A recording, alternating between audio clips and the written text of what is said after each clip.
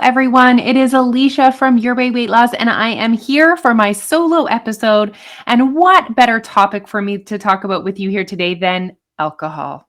So, alcohol is one of those things that often, when we start a restrictive meal plan or a restrictive diet, we decide to cut out alcohol. And I was actually asked this question on the community group which is our closed private Facebook group for only our members, to say that I heard that when you're drinking alcohol, your body stops digesting your food, and basically everything you eat in that moment will be stored as fat. So I just kind of wanted to touch on the effects of alcohol in your weight loss journey, what we know for sure, and just my personal way, I guess, to balance drinking alcohol and also achieving my goals. So first of all, I just want to share with you guys that I have never stopped drinking alcohol during my weight loss journey. It is a big part of my way. It's something that I really enjoy socially. I'm going to have a craft beer with friends. I love making cocktails beside the pool. I love pairing wine with a specific food. It's really about the experience for me. And it was always important to me to create a lifestyle that included that. So, when I joined Your Way Weight Loss and when I finally decided, that I was going to do this for real this time, because trust me, I had lost the weight and gained it back many times. So when I finally decided to join Your Way Weight Loss, I decided a few things that made it different this time. I said to myself that I wasn't going to put a timeline on my goal, that I wasn't going to have a goal weight, that I wasn't going to quit when it got hard, but that I was also going to prioritize my happiness. And what had happened in the past when I was on a weight loss journey is I basically would put my real life on hold and I would just focus on losing weight. And clearly that would work, but it would work short term. And I would gain it all back because I'd never learned how to coexist my goals and my actual lifestyle. And at the end of the day, my lifestyle does involve alcohol. So there's no question that putting alcohol in your system does refocus what your body is working on, because obviously your body needs to break down what you just entered in your body. Some people say it's poison, and obviously I don't. I'm not going to get into the medical details of that. That's certainly not my expertise. However, losing weight while drinking alcohol sure is. So, regardless of what actually happens in your body, I know for sure that you can still lose weight and drink alcohol. So, instead of focusing on what's happening in your body, how bad is this, I want you to focus on who do you want to be? Who do you want to be? So when you go out with your friends, who do you want to be? When you have a night in with your spouse on the weekend, who do you want to be?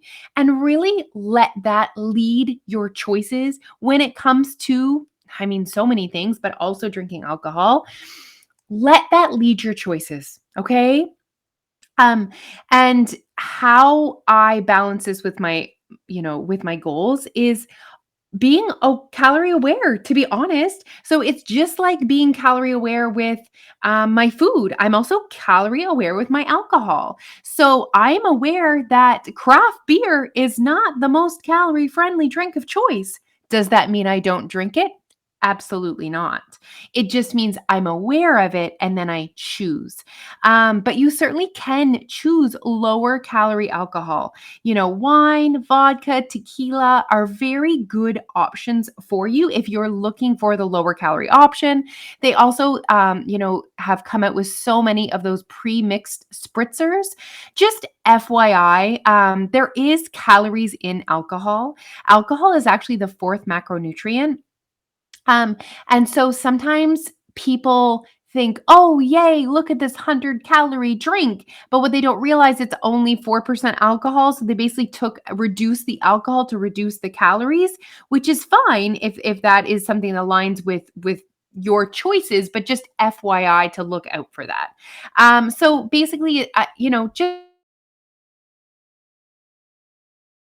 it's not the act of going out to dinner that could put you in a calorie surplus. It's your choices at dinner, your choices before dinner, your choices the next day. And it's the same thing with alcohol. It's not necessarily the alcohol itself that puts you in a calorie surplus. What kind of alcohol are you drinking?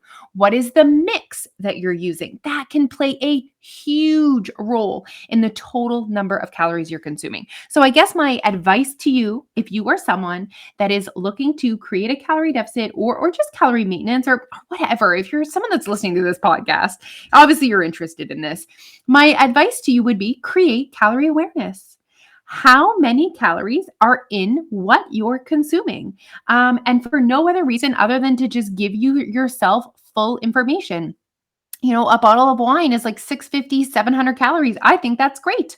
That works for me. And I don't, like I said, I don't always choose the lowest calorie option, but I do have a very good understanding of the calories in alcohol, and I just make my choices accordingly.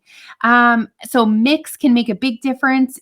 I personally do not feel good when I consume a ton of sugar from juice and all that stuff. So I try and avoid that, and I try and use freshly squeezed lemons, limes, oranges, grapefruits. That's what I usually use in my drinks. Okay, and then the next thing is, people often talk about um, well, those are empty calories. I mean, they are absolutely, they're extra calories that are not adding any nutritional value to your day.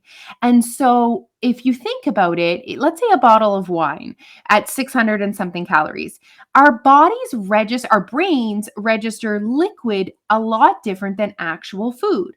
So if you went over to your friend's house and drank a bottle of wine, you might also have some snacks or whatever. You might have had, a normal supper. But then let's say you went to your friend's house and ate a Big Mac, you might not also have snacks because you're like, oh, I just ate food.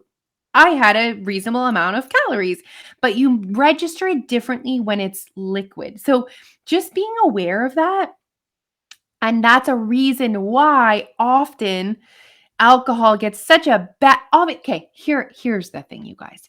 Is alcohol good for weight loss? Absolutely not. Like, no. Can it be included into a calorie deficit lifestyle? Absolutely, yes.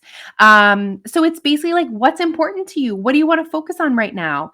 So just recognizing that the way your brain is going to register those liquid calories is going to be different than your brain would register food calories. So also your inhibitions go down when you're drinking alcohol. So if you're trying to reduce the number of calories that go in your body, in 7 days, and you're like, "Oh, I need to stop drinking." Maybe you could keep the alcohol and not have snacks while you're drinking alcohol. And do you know what?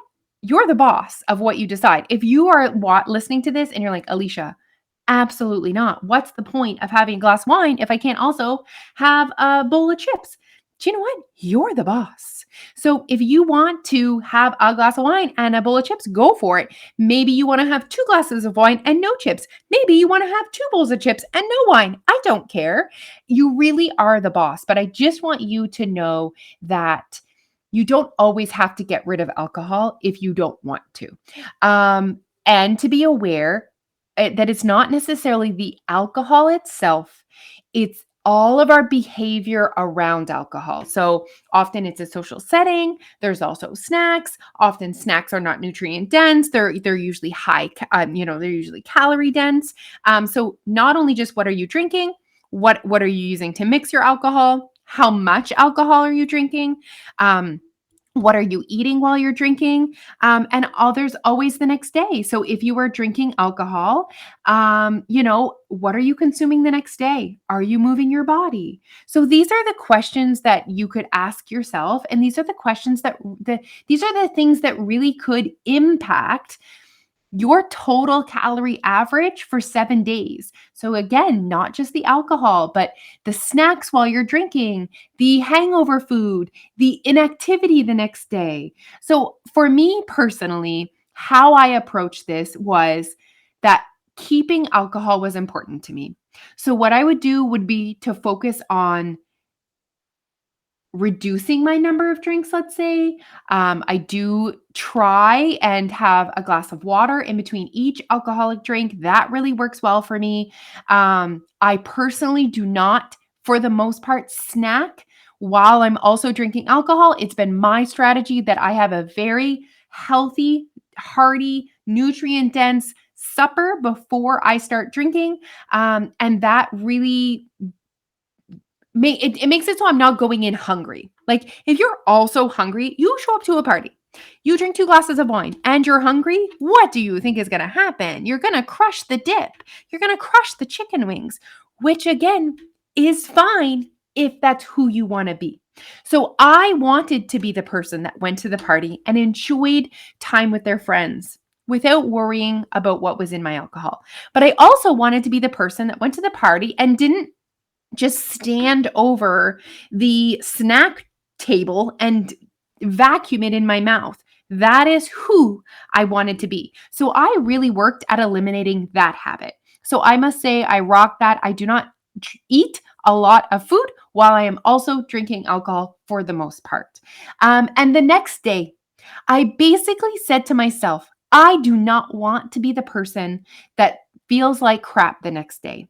I do not want to be the person that doesn't move their body the next day. I do not want to be the person, that eats just a bunch of junk food the next day. I've not junk food. Did you guys hear that? I take that back. Highly processed food. It's not junk food. And do you know why I didn't want to be that person? Because often I would sometimes drink on a Saturday, feel not good on a Sunday, eat a lot of food I don't normally eat on a Sunday, and then Monday, I actually have a food hangover. So Sunday, I had an alcohol hangover, and Monday, I have a food hangover. And you know what? As I'm sharing that with you guys, that's not who I want to be. That is not who I want to be. I am too busy for that. I have shit to do. So I want to feel good. I want to feel good every single day. And that doesn't always happen. There's some days that are more indulgent than others, but for the most part, as a rule, what I try and do is business as usual the next day. I actually do tend to lean to more carb heavy the next day than I normally would, but I like to get my carbs through like whole grain bread, lots of fruit, tons of water, and I do move my body the next day. Maybe it's not a 12K walk at my fastest pace, but at least it's 6, and I get out there and I get fresh air. So for me, creating habits, not just around my alcohol, but what I was doing the night of and how I was acting the next day have been a significant part of me keeping alcohol in my life, and still achieving my goals. So there you go. I hope you enjoyed that podcast. I hope you enjoyed just hearing about a little bit about my way and how I incorporate alcohol in my life. And at the end of the day, I just think it's important that you guys know that you do not have to give up wine or beer or whatever to lose weight. You don't have to give up anything to lose weight. At the end of the day, you're the boss. And instead of looking at your beer and thinking, I shouldn't have this is bad, I can't have this, maybe just look at it and say, who do I want to be? Do I want to be the person that has a beer every night? Do I want to be the person that has a beer once a week?